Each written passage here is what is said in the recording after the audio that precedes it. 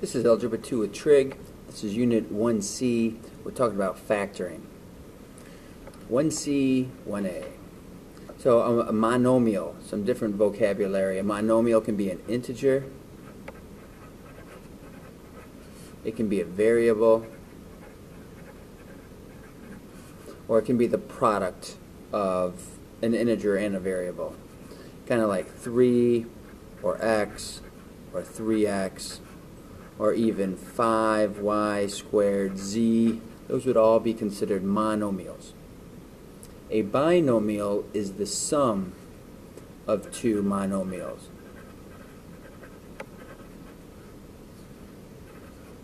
So an example of that would be x plus 2. A lot of times we have them in parentheses.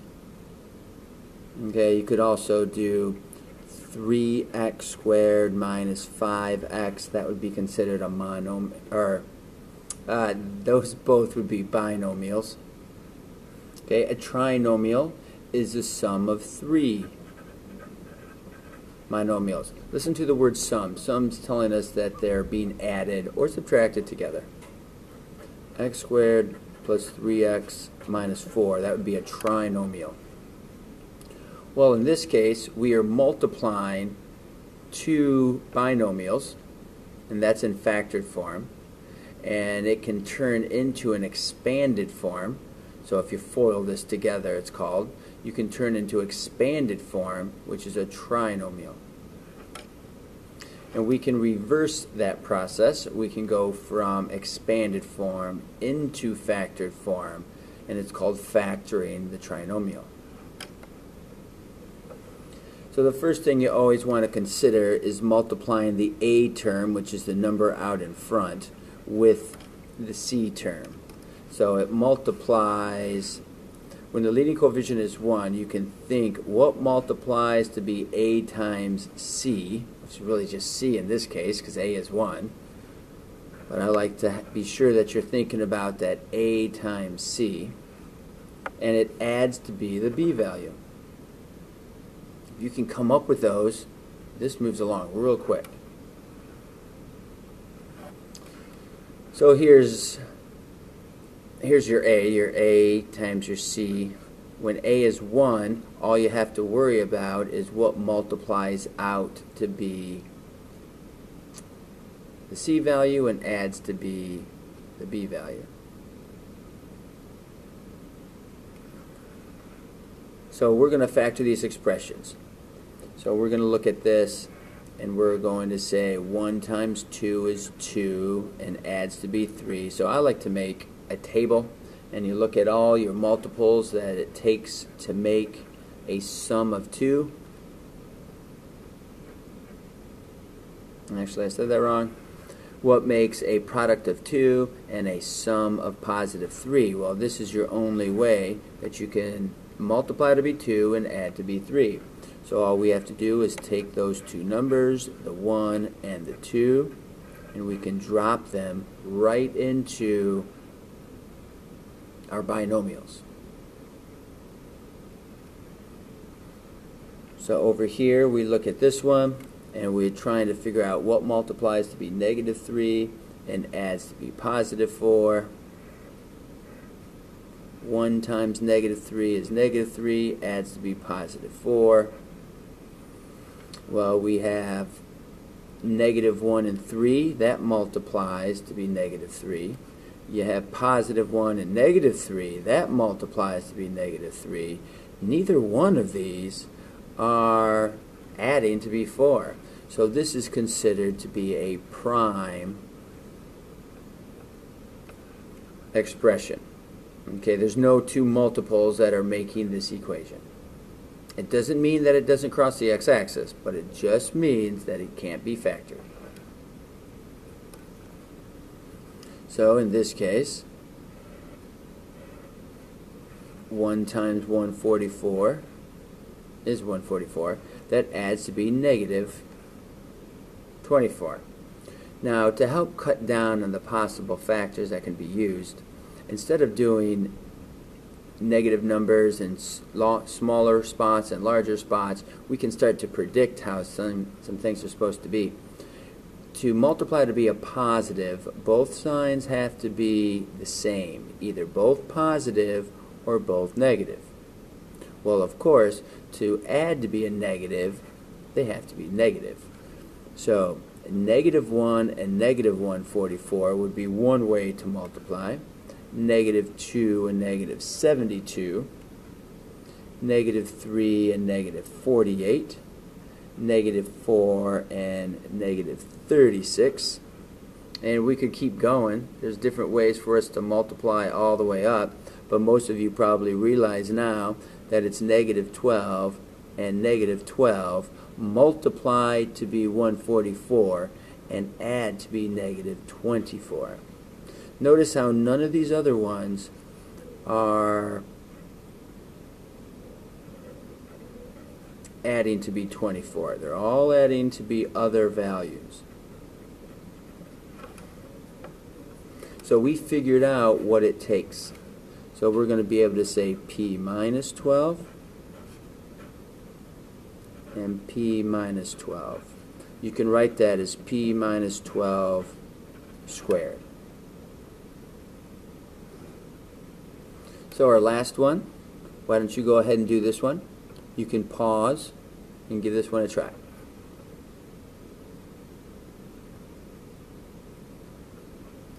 Alright, welcome back.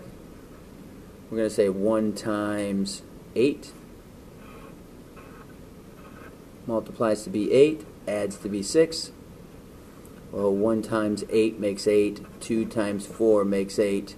You know that the two numbers have to be the same sign, and of course they're both going to be positive if they're adding to be a positive. This adds to be 9, this adds to be 6, so of course we're going to take that one. So W with a positive 2 and W with a positive 4. Those are your factors. And one good way to check this is to multiply them out. You multiply your front terms, which gives you W squared, multiply your outside terms, multiply your inside terms, multiply your last terms. Call this FOIL for how to multiply or expand it out. And notice how I'm making the exact same expression that I started with. That means that these two binomials are factors of the original expression. Now, if that wasn't complicated enough, there are a few patterns that are going to have some simpler ways to figure out. So this one here is called the difference of two squares. Notice that we have a squared minusing something else being squared, which is b squared. When that is your situation, you're going to have your two binomials. A times A is making a squared, then your outer and your inner. Well, when you multiply there and add it to multiplying here, they have to cross out, so your signs have to be opposite. And then your b times b with your opposite signs is going to give you negative b squared. So the difference of two squares will always be in this pattern, and you'll hear people talk about how these are called conjugates of each other. So let's try that one. So here we notice that we have x squared and minus 2 squared. So we're going to take our x minus our 2 and x plus our 2. Because it is the difference of two squares, we're using the pattern we just talked about. If we know what two numbers are being squared, then we can take that, put it into our parentheses, and change the sign. It's a pattern. We can also go through and check it out to multiply it through, and we get x squared, a positive 2x, and a negative 2x. Those two numbers cross out with a negative 4. And that's going to produce where we started.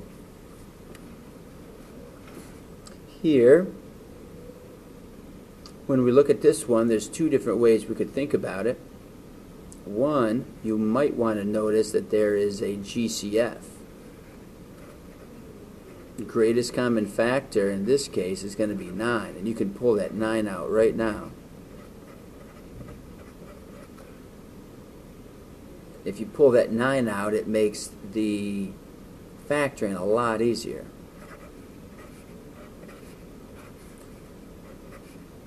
This is the difference of two squares. This is made by 2 by 2, 2 times 2 like we did before. So it doesn't matter if the plus 2 went first and the minus 2 went second. You just got to have the two multiplying each other. There's your factor of 9x squared minus 36. You have to pull out that 9 eventually. You got to pull out all your possible factors. Let's take a look at this one down here.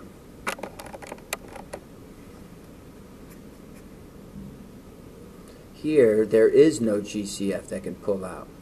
So what I like to often do is try to notice what is being squared and what number is being squared to make 36.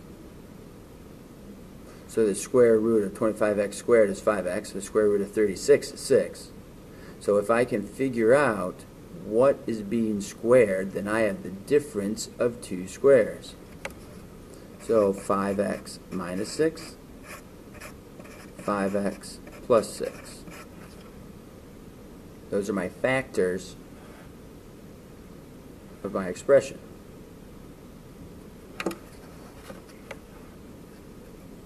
This last one here, at least of the difference of two squares, again, there's no GCF. So you go ahead and try this one. Pause the video, and when you're done, click it back on.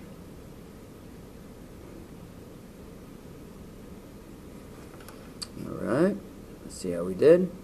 We have 2x that's being squared, and we have 9 that's being squared. 2x times 2x is 4x squared, and 9 times 9 is 81. So you get 2x minus 9 and 2x plus 9. You can FOIL that together to see if that's what we receive.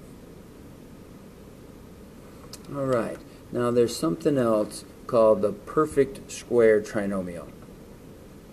There's two different situations where this can happen, when you have a positive and if you have a negative. So you actually have two different formulas. A perfect square trinomial is telling us that we're going to have an A term and a B term that's being squared. It's going to be repeated, or even better way to write that is A plus B quantity squared. Now if our pattern, so we're going to have a term that's you can take the square root of, a term that you can take the square root of, and the middle term is going to be 2 times those two multiplied together. We'll practice it. But in this case, you would get minuses.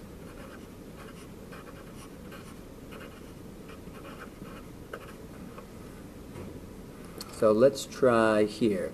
We notice with letter C that we do not have a GCF. There is no number that comes out of all three. We can pull a 4 out of those two, and even an X.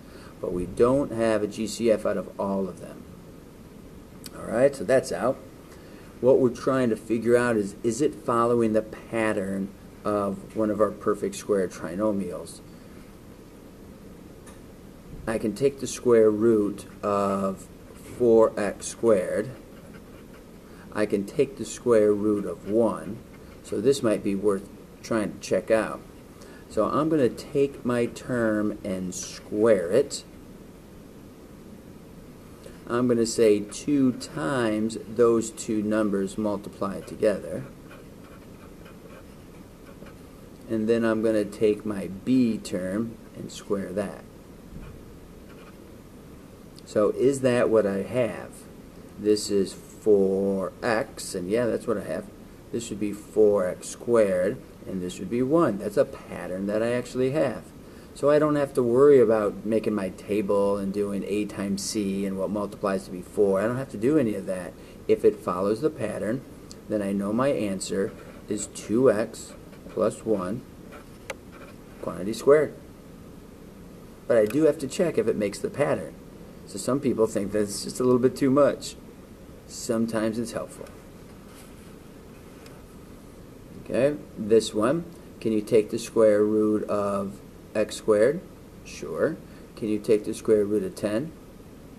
No, you can't take the square root of 10. So this is not a perfect square trinomial. This is just a normal factoring problem. So we're looking at what multiplies to be a times c and adds to be negative 3. Most of you will recognize that it's going to be a positive 3.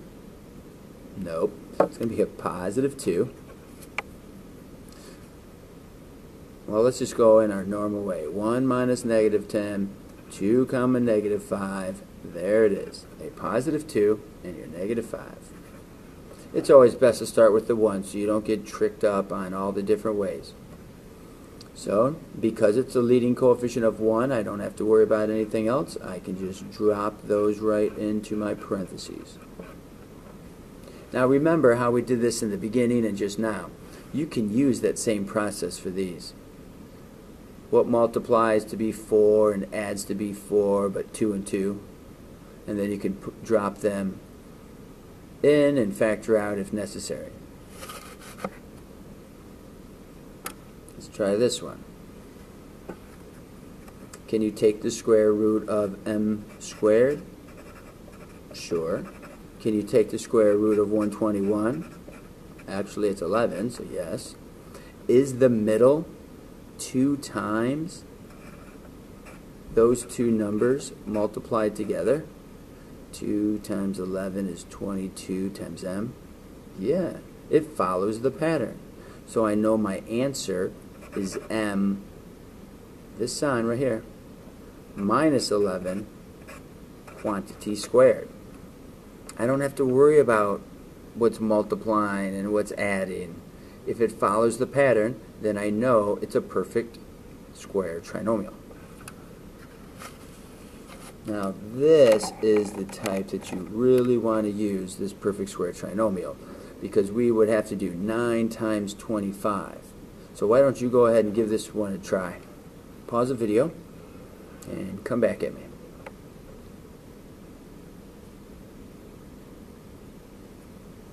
Right? So can you take the square root of the first term? Sure. Can you take the square root of the second term? Yep. Is the middle term 2 times those two multiplied together? 10 times 3 is 30 times b. Yeah, 30b. So it is following our pattern of 3b with a positive 5, that sign right there, quantity squared. Perfect square trinomial. You don't have to do the bigger multiplications and it just gets messy, and this has a value greater than 1. We don't want to mess with it. Use the shortcuts. Okay, on this side we're going to show you a different method. Some people call it the Xbox. Very exciting name. What we're going to be looking at are factoring apart when you have an a value that's greater than 1. When your a value is not 1, this is a method that could be helpful for some people. What you want to do is take your a times your c. Notice that there's no GCF. You have to factor out the GCF.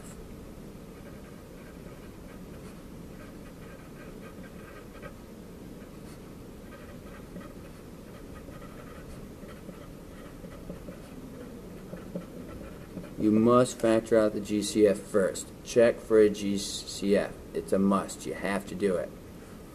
Okay, so 4 times 5, that gives us 60. That's your A times your C. So in my normal table, kind of similar to the table that I made before, that adds to be our 16. We're trying to figure out what numbers multiply to be that. Well, to multiply to be a positive, the signs have to be the same. And to add to be a positive, the signs have to be positive. So positive 1 and positive 60, that adds to be 61. That's not 16. 2 and 30, that doesn't add to be 16. 4 times 15, that multiplies to be 60, but that doesn't add to be 16. 5 times 12, that makes 60, but that adds to be 17.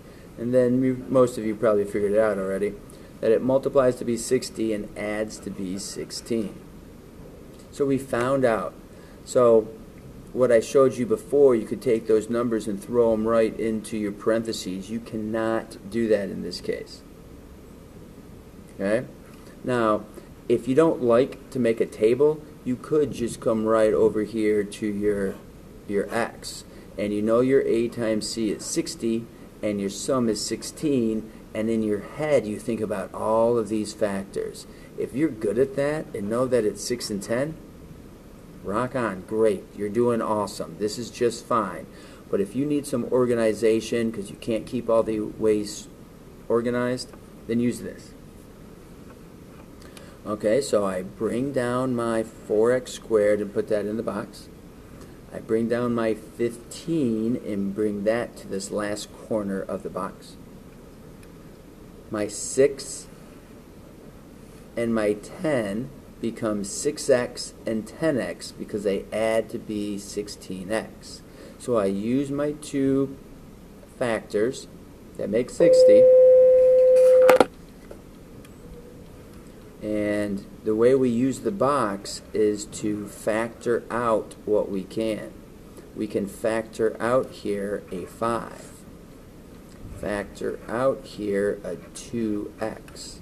They both have an x in them, and they both are divisible by 2. Here they both have an x in them, and they're both divisible by 2. Here they don't both have a 2, but they both have a 3 goes into each one of those, but no x. There you are. You're all done. You have your 2x with a positive 3, and a 2x with a positive 5.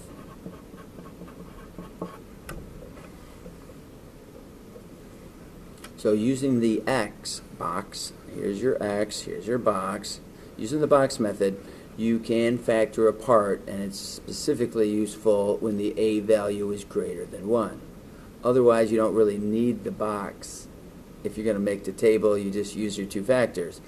But because the a value is greater than 1, you need to go further than just putting the 6 and the 10 inside. You can't do that. Notice, there's no 6 or 10 as your factors. Alright, there is another method. It's called factor by grouping. Okay, we're going to take a different question here, and we're going to say 3 times 5. It's 15. That adds to be the negative 16. And we like to start with our factors of 1 first, and we come right across our answer. That multiplies to be positive 15, and that adds to be negative 16. Like we did with the box method, we took the first term, 3x squared. We took the last term, the 5. We take our terms here, and instead of placing them inside a box, we're going to place them in a straight line. It really helps when you're doing algebra problems to use this method because you're keeping that vertical type of calculation like you would with any algebra problem. Now don't get carried away and add like terms. I'm asking you to physically circle so you have a binomial and a binomial. Factor out your GCF. What can come out of there? What's the same factor in both of those monomials? What would be left? If you distribute this back in, what would you have? You have a 3x times x gives you 3x squared, and negative 1 times x makes negative x. Bring down this sign, and what number goes into or could be factored out of these two? be a 5. So you get 3x. Negative 5 times a negative 1 makes a positive 5. Very important you watch your signs. Notice that inside the parentheses are exactly the same. That's a great way for you to test to be sure that you've done everything correctly. Now we're done. Bring down your x and your negative 5. And you just bring down one of your parentheses. They're the same, so you can bring it down. You don't bring them down both. You don't have it squared. You just have your two binomials. There it is. All set. So you have different choices. You have the box method. You have factor by grouping, which is I specifically prefer. And then we have a guess and check. Well, guess and check, everyone's favorite. But a lot of times people can't do it very accurately, so it's not very useful. So 3 times something, or 3 times 1, is what's making your first A term. So if you're thinking about your multiples and your binomials, then you know that it's got to be 3 times 1 to make the 3x. Now here you've got to try your different choices. Different ways to multiply to be 4. Well, I can try 2 and 2. I could try 4 and 1. If I tried 1 and 4, because that multiplies to be 4, now I have to go ahead and test it. Try the front, try the outer, try the inner, try the last, and I notice here 3x times x gives you 3x squared, that your terms don't match. You're not matching your first equation. So that didn't work. You can't use it. So let's go ahead, let's guess again. So you know that it has to be 3x and x. Maybe it's 1 and 4. Well, that would be 3, and then 4 more is 7. That didn't get there. Maybe it's 2 and 2. See why guess and check can be a little tricky if you get a little confused on all the numbers? This gives you 3x squared plus 6x plus 2x plus 4. So 3x squared plus 8x plus 4. You notice that that is your original. So that's the guess and check method. Use it if you're confident with it, or don't worry about it. You have other methods. You have the factor by grouping, and you have the X box. Alright, just 3 more. Let's try to get through these. So here we're looking at what's going to multiply to be 30, actually negative 30, and add to be negative 1. Maybe you notice right away that it's 5 and negative 6. If you notice it, then because the A value is not a 1, you have to write this out the long way. You've got to use factor by grouping, or you've got to use the box. I've already mentioned that I prefer the box, or factor by grouping. So then bring down your sign, factor out what you can.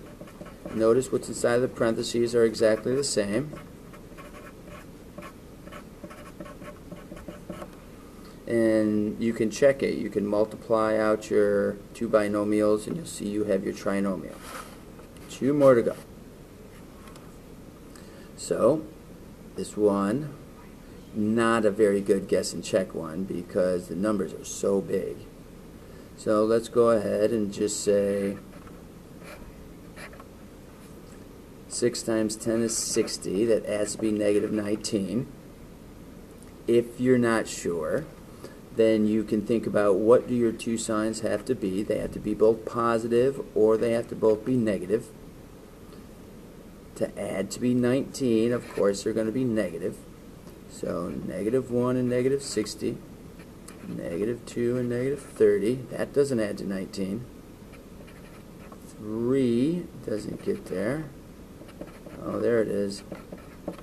negative 4 times negative 15. That multiplies to be 60. That adds to be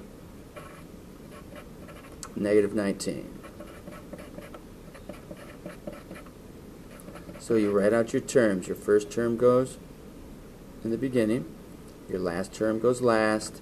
And what you figured out that added to be negative 19 goes in the middle. Circle it up. 2x can be factored out with the 3x minus 2. Bring down your sign. What comes out of 15 and 10? Now be careful with your sign here. Negative 5 times a negative 2 is a positive 10. So bring down your 2x, bring down your negative 5, and just bring down one pair of parentheses. You can always multiply those out. Okay, last one. We'll talk about this one with the guess and check to speed it up. Sometimes if the numbers are a little bit easier, like what's going to multiply to be 3, it has to be 3 and 1. And what's going to multiply to give you 4? Well, if it was 2 and 2, you get 6 plus 2. But remember, the signs have to be different. So you could do 1 and 4 multiplies to be a positive and a negative. Let's see how that worked out. This is 3x squared. We got to check it, else you don't know if it's right. Plus 3x minus 4x and a negative 4. So 3x squared minus x minus 4. You've got to use the checking part if you're going to use this guess or check. Okay? Nice job, everybody.